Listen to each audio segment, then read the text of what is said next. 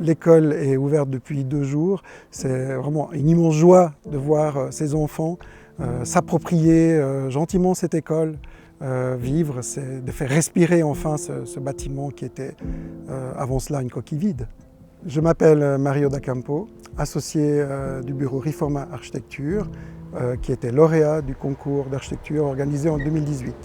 Le choix du bois pour une école, c'est fortement symbolique par rapport à l'engagement du client, de la commune, des enseignants aussi, des mandataires, des architectes, pour la durabilité, pour le climat, pour l'avenir. Le bois est un matériau vivant, donc il y a une réaction et finalement une relation, une symbiose avec les habitants, les enfants, les utilisateurs. C'est aussi un matériau contemporain qui permet des grandes portées, on a des grandes hauteurs, qui permet aussi d'insérer beaucoup de transparence, d'éléments vitrés, de relations et d'ouverture.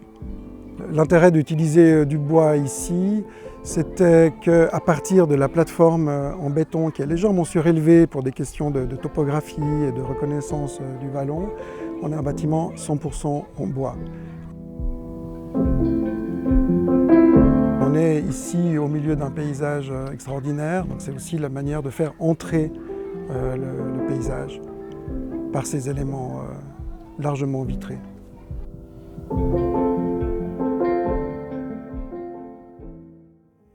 Alors nous nous trouvons ici dans les forêts de la commune de Plateau de Diesse, au lieu dit le bois commun. Nous avons fait la coupe sur une surface à peu près de 50 hectares. Ça représente à peu près 4000 arbres pour construire cette nouvelle école qui sont composés à 50% par des sapins blancs et à 50% par des épicéas. On peut construire plusieurs écoles avec les forêts qu'on a ici à Diesse. On a des très grandes surfaces.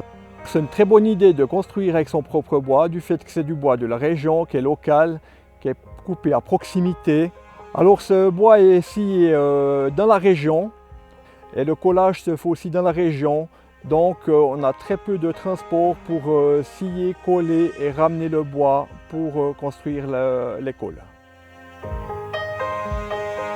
Actuellement, on construit énormément en bois, mais dans les forêts suisses, on a le bois en quantité suffisante pour construire encore toutes les écoles qui devront être construites. Actuellement, on pousse environ 10 millions de mètres cubes par année, on en utilise environ la moitié.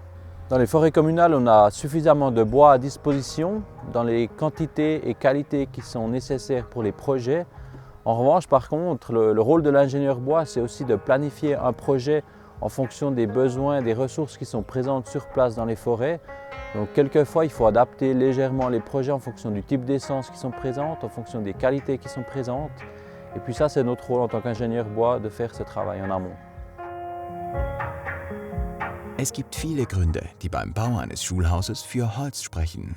Einer der wichtigsten: Holzbau ist lokal. Die meisten Gemeinden können für ihr neues Schulhaus Holz aus ihrer Region oder dem Gemeindewald einsetzen. Das fördert die lokale Wirtschaft. L'avantage quand on choisit le bois comme matériau de construction pour une commune, c'est de pouvoir valoriser les ressources forestières qui sont présentes sur place et puis de pouvoir faire travailler les usines de transformation du bois local. Le deuxième avantage, c'est que pour les élèves, finalement, c'est des conditions de travail, un climat optimal pour l'apprentissage avec une ambiance chaleureuse avec le matériau bois. Il y a d'autres avantages, c'est que les élèves peuvent s'identifier dans la construction en bois en ayant vu pousser les ressources présentes dans leur forêt, peut-être même en allant jouer dans ces forêts et en grimpant sur les arbres qui maintenant sont mis en œuvre dans la construction de leurs bâtiments. Auf Holzbauten spezialisierte Ingenieurbüros sind erfahrene Partner bei der Planung von Schulhausprojekten aus Holz. Sie kümmern sich um Statik und Konstruktion im Holzbau sowie um Brandschutz und Bauphysik. Les constructions en bois, elles sont bénéfiques pour le climat pour deux raisons. La première, c'est que la construction en bois stocke du carbone dans son matériau, donc elle extrait du CO2 de l'atmosphère pour le stocker à long terme. La deuxième raison, c'est qu'en construisant en bois, on évite d'employer des matériaux tels que le béton ou l'acier, qui sont des grands émetteurs de CO2 lors de leur fabrication. En comparaison, un mètre cube de bois il permet de stocker environ 1 tonne de CO2, quand le béton en émet une demi-tonne lors de sa fabrication. Holzbau ist schnell, Millimetergenau vorgefertigte Holzbauelemente werden auf die Baustelle transportiert und montiert. Große Gebäude wachsen so in wenigen Tagen in die Höhe. Holz bietet auch gestalterisch ungeahnte Möglichkeiten. Alors c'était une expérience positive, on a découvert, on a appris aussi avec ce projet. Aujourd'hui on a d'autres projets, on a 2 bâtiments de 8 étages entièrement en bois autour d'une place publique, avec des locaux d'animation, un vrai morceau de ville en bois.